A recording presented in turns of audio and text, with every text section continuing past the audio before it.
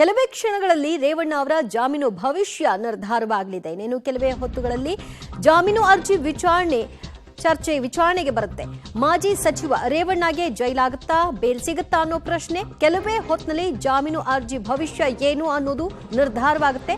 Court ಮುಂದೆ H D. Revanna ಅವರನ್ನ ಹಾಜರುಪಡಿಸಿದ್ದಾರೆ SIT.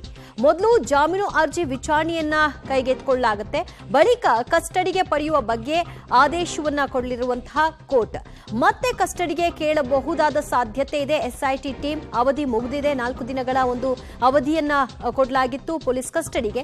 So ಈಗ ಮತ್ತಷ್ಟು ದಿನಗಳ ಅವಕಾಶ ಕೊಡಬೇಕು ಅನ್ನುವಂತಹ ಕೋರುವಂತಹ ಹಿನ್ನೆಲೆಯಲ್ಲಿ ಅವರನ್ನ ಎಸ್ಐಟಿ ಟೀಮ್ ಕೋರ್ಟ್ ಮುಂದೆ ಹಾಜರುಪಡಿಸಿದೆ. ಕೋರ್ಟ್ ಮುಂದೆ ಎಸ್ಐಟಿ ಟೀಮ್ ರೇವಣ್ಣ ಅವರನ್ನ ಹಾಜರುಪಡಿಸಿದೆ. ಕೆಲವೇ ಹೊತ್ತುಗಳಲ್ಲಿ ಜಾಮೀನು ಅರ್ಜಿಯ ವಿಚಾರಣೆ ಕೈಗೆತ್ತಿಕೊಳ್ತಾರೆ. ಮೊದಲನೇದಾಗಿ ಈಗ ಜಾಮೀನು ಕೊಡಬೇಕಾ ಅಥವಾ ಏನು ಅನ್ನೋದು, ಯಾಕಂದ್ರೆ ನಿನ್ನೆ ಅಷ್ಟೇ ಆಕ್ಷೇಪಣೆ ಸಲ್ಲಿಸಲಿಕ್ಕೆ ಎಸ್ಪಿಪಿಗೆ ಸೂಚನೆಯನ್ನ ಕೋರ್ಟ್ ಕೊಟ್ಟಿತ್ತು. ಜಾಮೀನು ಕೊಡಬಹುದಾ ಪೊಲೀಸ್ ಕಸ್ಟಡಿಯ ಅವಧಿಯಲ್ಲಿ ಅನ್ನುವಂತಹ ಪ್ರಶ್ನೆಯನ್ನ ಎತ್ತಿ. ಸೊ ಇದಕ್ಕೆ ಅವರು ಆಕ್ಷೇಪಣೆಯನ್ನ ಸಲ್ಲಿಸ್ತಾರಾ?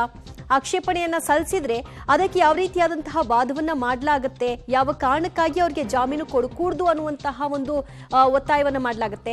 ಈ ಹಿಂದೆ ಅವರಿಗೆ ಜಾಮೀನು ಕೊಡೋದಕ್ಕೂ ಮೊದಲು ಸಂತ್ರಸ್ತೆ ಸಿಕ್ಕಿಲ್ಲ ಅನ್ನುವಂತಹ ಪಾಯಿಂಟ್ ಇತ್ತು. ಕಿಡ್ನಾಪ್ ಆಗಿರುವಂತಹ ಸಂತ್ರಸ್ತೆ ಈಗ ಸಂತ್ರಸ್ತೆ ಸಿಕ್ಕಾಗಿದೆ, ಅವರ ಹೇಳಿಕೆಯನ್ನು ಕೂಡ ಪಡ್ಕೊಂಡಾಗಿದೆ. ಈ ಹಿನ್ನೆಲೆಯಲ್ಲಿ ಏನ್ ನಿರ್ಧಾರ ಆಗುತ್ತೆ ಕೋರ್ಟ್ನಲ್ಲಿ ಅನ್ನೋದನ್ನ ಕಾದು ನೋಡಬೇಕು. ಮಾಜಿ ಸಚಿವ ರೇವಣ್ಣ ಅವರನ್ನ ಕಿಡ್ನಾಪ್ ಪ್ರಕರಣದ ಹಿನ್ನೆಲೆಯಲ್ಲಿ ಅವರನ್ನ ಬಂಧನಕ್ಕೆ ಒಳಪಡಿಸಲಾಗಿತ್ತು. ಅವರೀಗ ಜಾಮೀನಿಗಾಗಿ ಅರ್ಜಿಯನ್ನ ಸಲ್ಲಿಕೆ ಮಾಡಿಕೊಂಡಿದ್ದಾರೆ. ಜಾಮೀನು ಅರ್ಜಿಯ ವಿಚಾರಣೆಯನ್ನ 1 ದಿನ ಮುಂದೂಡಿಕೆ ಮಾಡಿತ್ತು ನಿನ್ನೆ ಕೋರ್ಟ್. ಅದು ಇವತ್ತು ವಿಚಾರಣೆಗೆ ಬರ್ತಾ ಇದೆ.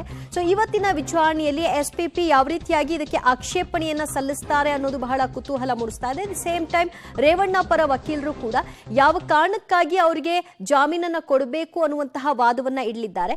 ಇಬ್ಬರ ಒಂದು ವಾದವನ್ನ ಆಲಿಸುವಂತಹ ನ್ಯಾಯಾಲಯ ಫೈನಲಿ ಯಾವ ಡಿಸಿಷನ್ಗೆ ಬರ್ತಿ, ಯಾವ ಆದೇಶವನ್ನ ಕೊಡುತ್ತೆ ಅನ್ನೋದನ್ನ ಕಾದು ನೋಡಬೇಕು. ಈಗಾಗಲೇ ಎಸ್ಐಟಿ ಟೀಮ್ ಕೋರ್ಟ್ಗೆ ಹಾಜರುಪಡಿಸಿದೆ ರೇವಣ್ಣ ಅವರನ್ನ.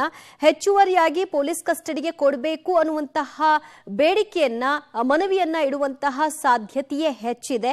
ಈಗ 4 ದಿನಗಳ ಅವಧಿಯಲ್ಲಿ ಅವರಿಂದ ಹೆಚ್ಚಿನ ಮಾಹಿತಿಯನ್ನ ಪಡೀಲಿಕ್ಕೆ ಸಾಧ್ಯ ಆಯ್ತಾ ಇಲ್ವಾ ಅನ್ನೋದರ ವಿವರಣೆಯನ್ನು ಕೂಡ ಕೊಡ್ತಾರೆ. ಸೊ ಈ ಸಂದರ್ಭದಲ್ಲಿ ರೇವಣ್ಣ ಅವರಿಂದ ಕಿಡ್ನಾಪ್ ಪ್ರಕರಣಕ್ಕೆ ಸಂಬಂಧಪಟ್ಟ ಹಾಗೆ ಏನಾದರೂ ಮಾಹಿತಿ ಕಲೆ ಹಾಕ್ಲಿಕ್ಕೆ ಸಾಧ್ಯ ಆಗಿಲ್ಲ, ಅವರು ವಿಚಾರಣೆಗೆ ಸಹಕರಿಸಿಲ್ಲ ಅನ್ನುವಂತಹ ಅಭಿಪ್ರಾಯವನ್ನೇನಾದರೂ ಕೋರ್ಟ್ನ ಗಮನಕ್ಕೆ ತಂದಂತಹ ಪಕ್ಷದಲ್ಲಿ ಆಗ ಇನ್ನಷ್ಟು ದಿನಗಳ ಅವಕಾಶವನ್ನ ಪೊಲೀಸ್ ಕಸ್ಟಡಿಗೆ ಕೊಡಬಹುದಾದಂತಹ ಸಾಧ್ಯತೆ, ಅಥವಾ ಅವರ ಪರ ವಕೀಲರು ಇಲ್ಲ ಎಲ್ಲಾ ರೀತಿಯಾದಂತಹ ಮಾಹಿತಿಯನ್ನ ಪಡ್ಕೊಂಡಾಗಿದೆ, ಸೊ ಈಗ ಅವ್ರನ್ನ ಕಸ್ಟಡಿ ಕೊಡೋ ಅವಶ್ಯಕತೆ ಇಲ್ಲ ಅಂತ ಹೇಳಿದ್ರೆ ಅದು ಯಾವ ನಿರ್ಧಾರ ಆಗುತ್ತೆ ನೋಡಬೇಕು. ಮತ್ತಷ್ಟು ಮಾಹಿತಿ ಪಡೆಯೋಣ ನಮ್ಮ ಪ್ರತಿನಿಧಿ ಉಮೇಶ್ ರಿಂದ. ಉಮೇಶ್, ಸದ್ಯ ರೇವಣ್ಣ ಅವರನ್ನ ಎಸ್ಐಟಿ ಟೀಮ್ ಕೋರ್ಟ್ ಮುಂದೆ ಹಾಜರುಪಡಿಸಿದೆ.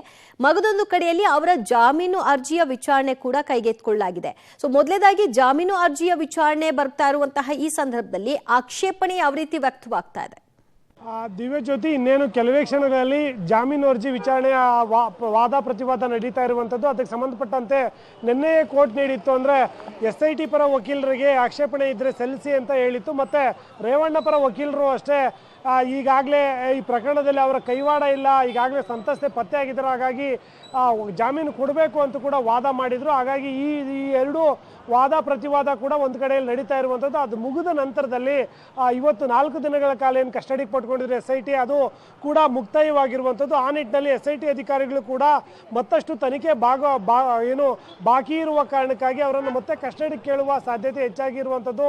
ಏಕೆಂದರೆ ಕಿಡ್ನಾಪ್ ಕೇಸಲ್ಲಿ ಸಂತ್ರಸ್ತೆ ಹೇಳಿಕೆ ದಾಖಲು ಮಾಡ್ಕೊಂಡಿದ್ದಾರೆ, ಆದರೆ ಇನ್ನೂ ಒಂದಷ್ಟು ಪ್ರೋಸೆಸ್ ಬಾಕಿ ಇದೆ. 164 ಮಾಡಿಸ್ಬೇಕಿತ್ತು, ಅದಕ್ಕಾದ ಕೆಲವು ಚಟುವಟಿಕೆಗಳು ಇನ್ನೂ ಕೂಡ ಬಾಕಿ ಇದ್ದಾವೆ. ಜೊತೆಗೆ 2ನೇ ಆರೋಪಿಯನ್ನು ಕೂಡ ನಿನ್ನೆ ಕಸ್ಟಡಿಗೆ ಪಡ್ಕೊಂಡಿದ್ದಾರೆ. ಅವ್ರದ್ದು ಕೂಡ ಸಾಕಷ್ಟು ಹೇಳಿಕೆಗಳು ಬಾಕಿ ಇರುವ ಹಿನ್ನೆಲೆಯಲ್ಲಿ ಅವ್ರನ್ನ ಮತ್ತೆ ಕಸ್ಟಡಿಗೆ ಕೇಳುವ ಎಲ್ಲ ಸಾಧ್ಯತೆ ಇರುವಂಥದ್ದು. ಅದಕ್ಕೆ ಬೇಕಾದಂಥ ಎಲ್ಲ ಅಂಶಗಳನ್ನು ಕೂಡ ಈಗಾಗಲೇ ಎಸ್ಐಟಿ ಪರ ವಕೀಲರು ದಾಖಲು ಮಾಡ್ಕೊಂಡಿರುವಂಥದ್ದು.